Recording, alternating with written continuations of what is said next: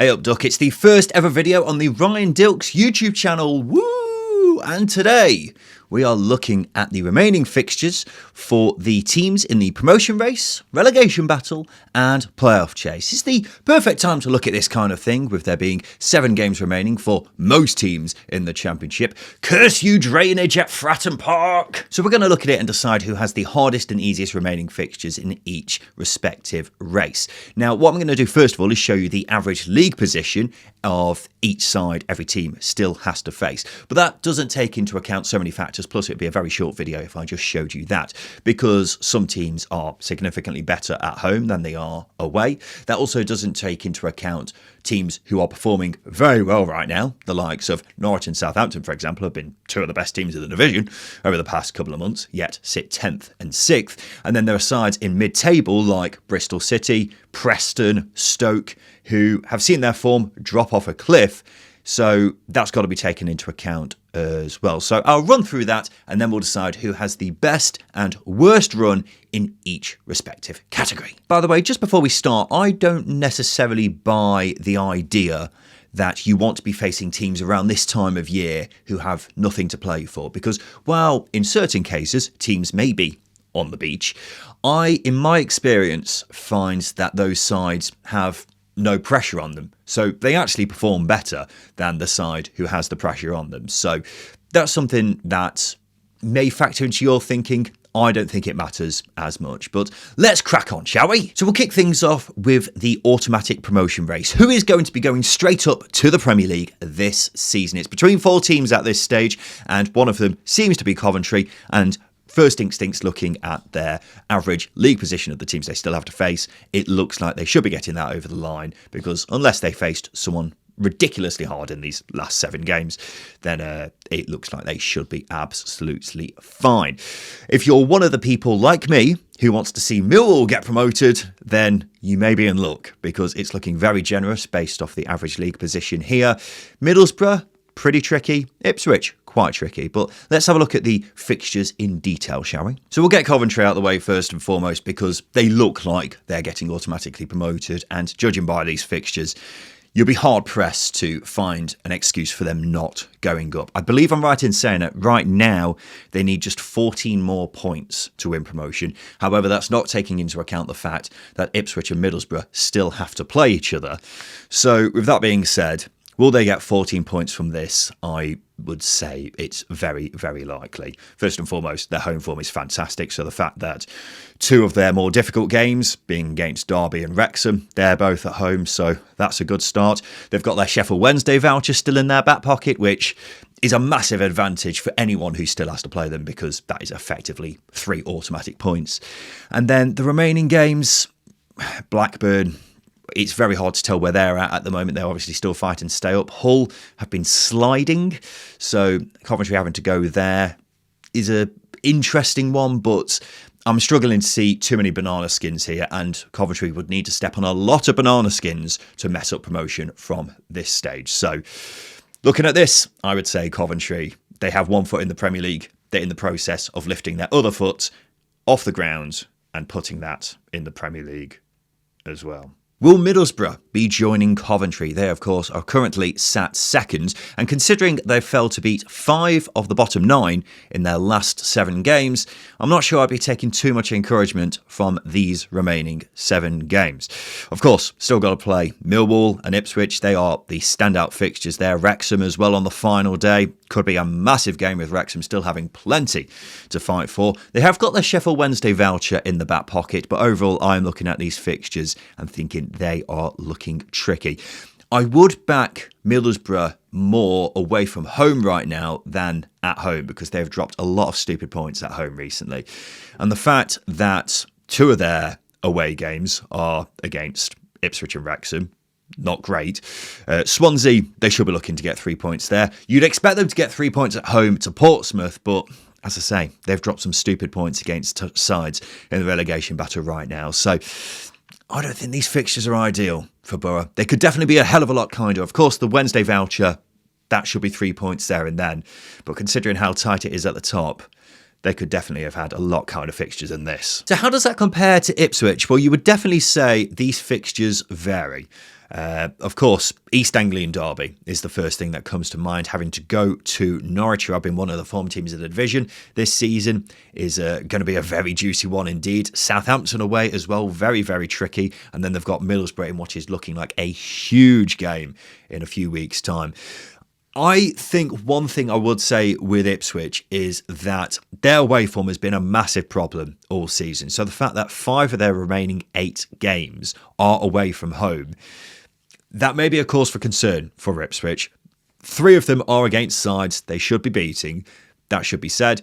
And Birmingham and QPR at home, I mean, if they don't win them, then flipping heck, they've probably messed up promotion. That's looking pretty good. But yeah, it definitely varies, this with Ipswich. Definitely some positives you can take from it, but overall, I would say this is pretty tricky. And the team very much the outsider in the automatic promotion race is Millwall. But I would be licking my lips if I was a Millwall fan, because these fixtures look juicy. Of course, it doesn't start off great having to go to Middlesbrough and then having to face Norwich at home. But if they get past those first 2 games smelling of roses, then Millwall are in a cracking position, because all of those remaining games are very, very winnable. So that's it, Millwall. If you manage to get through the Easter weekend in a good position, then you have got yourselves a great chance of pulling off the most unlikely of automatic promotions. That's all you got to do.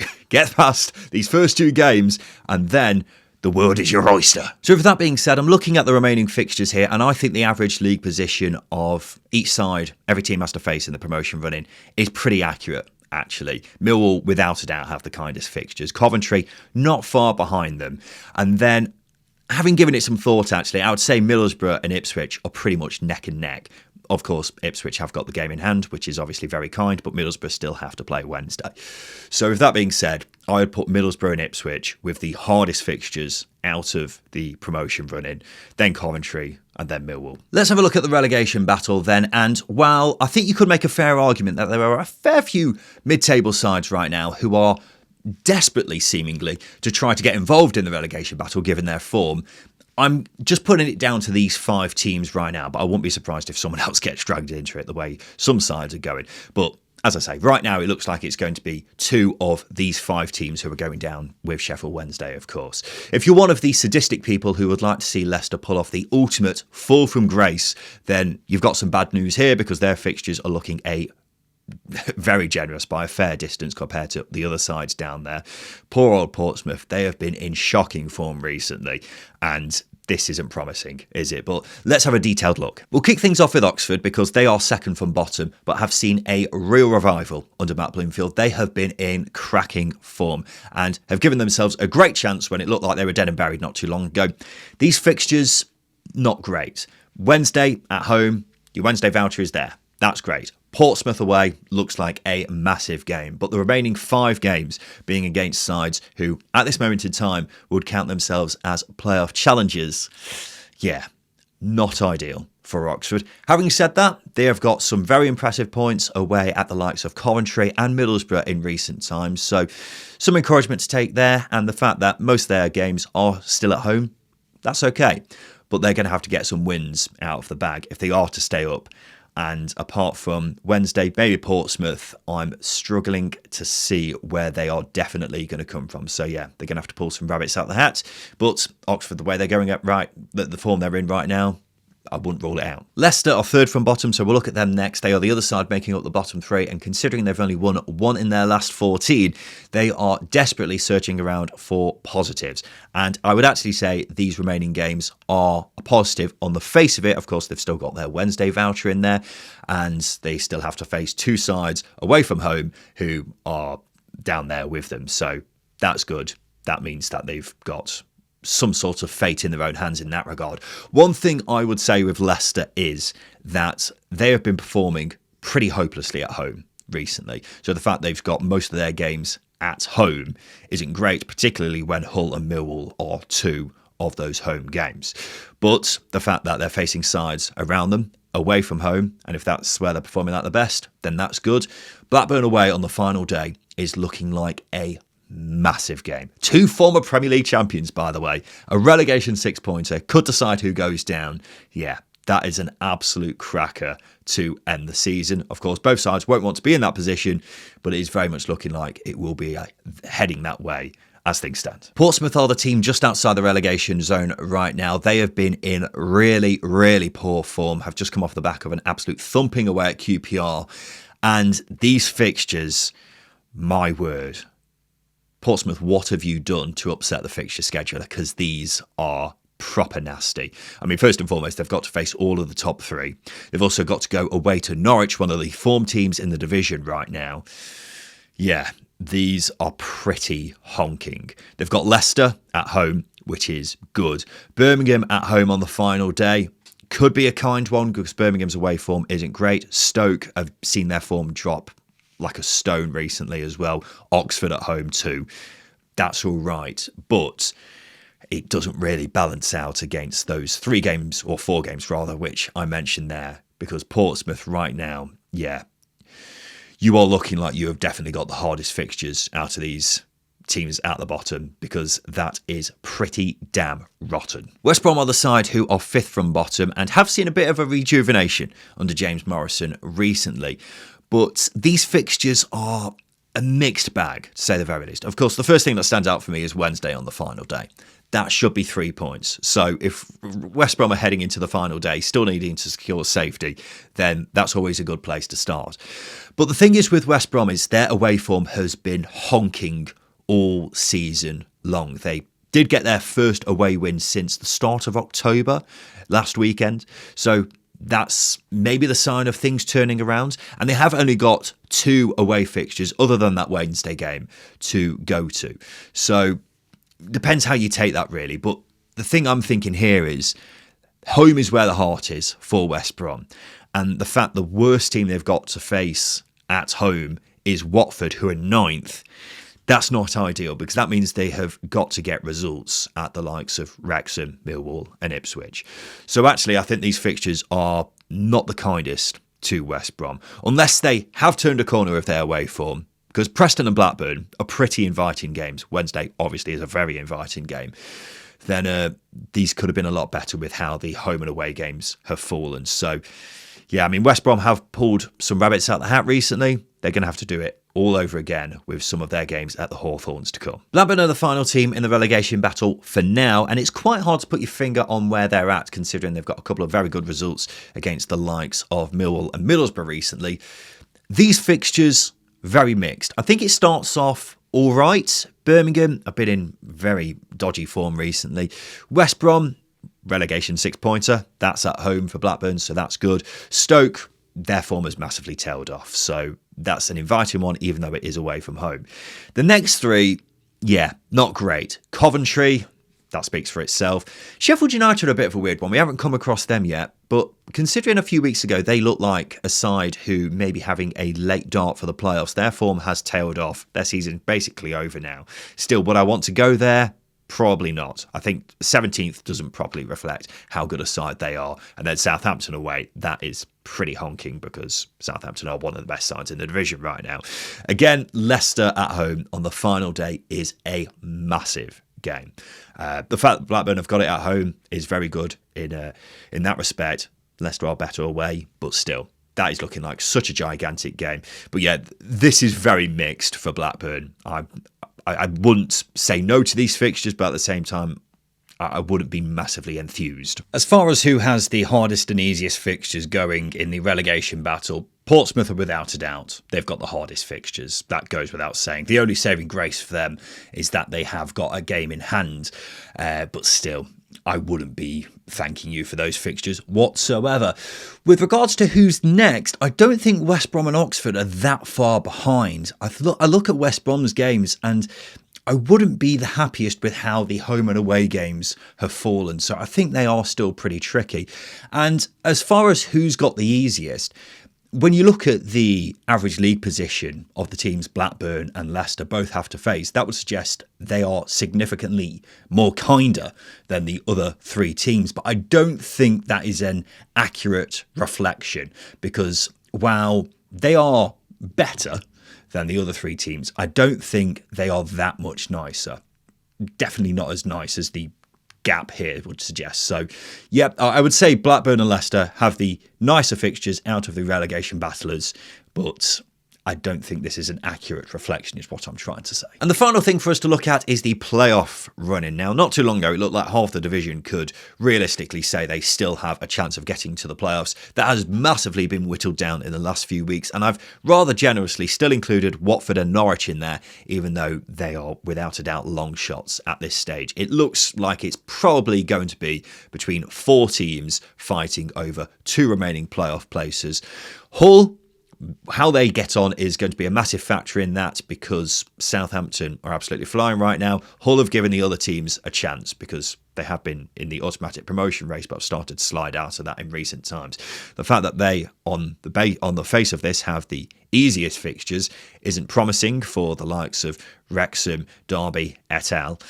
But we'll have a proper look and decide whether that is indeed the case, starting with them. And I don't think these fixtures are as kind as the average league position suggests. Of course, Oxford, Leicester, Charlton, 3 teams all fighting to stay up there. Depends how you look at it, whether they're nice or not. Birmingham at home. Birmingham, their form's been very dodgy and they're not great away from home anyway. So that's probably one of the more inviting ones. But Sheffield United, as I said, they're not the 17th best team in the division. That's not an accurate reflection of where they are, despite their form tailing off. And then Coventry and Norwich, both at home, but they are 2 very tricky fixtures for Hull. So, yeah, I think these could be a lot better for Hull. I think you may find that there are a few banana skins along the way for Hull, and that's not what they need, considering they are clinging on to that playoff place with all they can get at the moment. Southampton are the form team in the division right now, and I actually think these fixtures are nicer than the Hull games, which we've just looked at there, because some of these teams have massively seen their form drop off a cliff. Bristol City, Preston, I would want to be facing them right now. Of course, Ipswich are in there. They're also having to face 2 fellow playoff contenders in Wrexham and Derby. But I would be pretty happy with these if I was a Southampton fan. I'm not looking at these thinking, our unbeaten run that we're currently on right now is in serious danger of being disrupted in the final 7 games of the season. They can definitely pick up a head of steam here and head into the playoffs as the form team in the division, and definitely the last team you want to be facing in the playoffs. Wrexham are the side currently just outside the top 6, have spent most of the past few months inside the playoffs, so we'll be looking to keep the pressure on Hull and Southampton, but these fixtures aren't the best. First and foremost, Southampton, albeit it is at home, isn't great. And then the final 2 games of Coventry and Middlesbrough. Yeah, that is pretty much as rough as it gets, really, for Wrexham, isn't it? It does kind of even itself out with the other games. Of course, West Brom, Birmingham, Stoke and Oxford. There's a little bit of something for everyone there if you are of the persuasion of you want to be facing sides who have nothing to play for in the final few games of the season. Of course, there is the sideshow with the Birmingham game of the Hollywood Derby, which, make of that what you will. But yeah, I would definitely say Southampton and Hull have kinder fixtures than Wrexham when it comes to the playoff race. My beloved Derby County still very much in the playoff race right now, and some may call them a dark horse considering they've picked up a bit of form recently. However, I'm not taking a huge amount of encouragement from these remaining 7 games. First and foremost, Coventry isn't a great start on Good Friday away.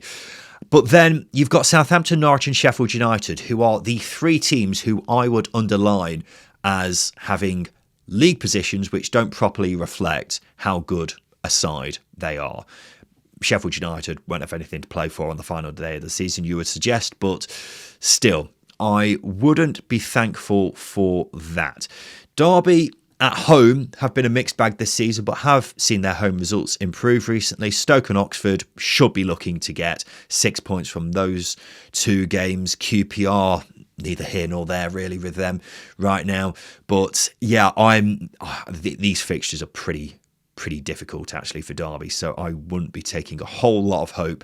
And I would think John Eustace's boys, while they are a hard side to face for any side in the division, are going to have to really, pull something out of the bag if they are going to get a playoff place here. I won't spend too much time on Norwich and Watford because, as I say, they are looking pretty unlikely to get a playoff place, but would still count themselves in the race right now, particularly given Norwich's form. If Norwich are going to do it, then flipping out, they will have deserved it because these fixtures are not the kindest, to say the very least. Of course, Bristol City, Swansea, Portsmouth, pretty inviting, but then they have got all sides who are very much still in the promotion hunt elsewhere. So, could be a lot better for Norwich if they do get there, then, fair play to them. Watford, they're a very hard team to predict anyway, and the fact they've still got to face the likes of Middlesbrough and Coventry on the final 2 games of the season. Sheffield United, as I say, not the 17th best team in the division.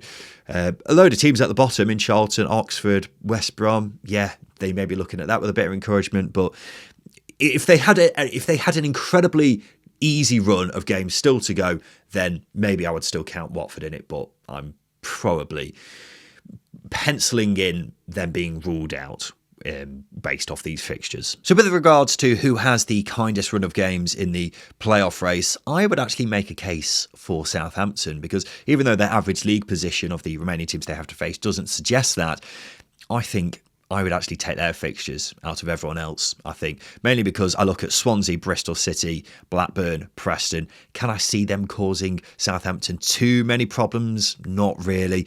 And then, while the likes of Wrexham, Derby and Ipswich aren't the greatest fixtures, they've got to face Derby and Ipswich both at home. So that is pretty good from a Southampton perspective. And unfortunately, with regards to who has the most difficult, I probably would say Derby. Because, again, while the average league position of the teams they have to face would suggest it's pretty mixed, I think that's actually a lot more difficult than that would suggest. Mainly because Southampton, Norwich, 2 of the form teams in the division right now. Coventry, top of the league for a reason. Sheffield United, while at home on the final day with them probably having nothing to play for, is all right.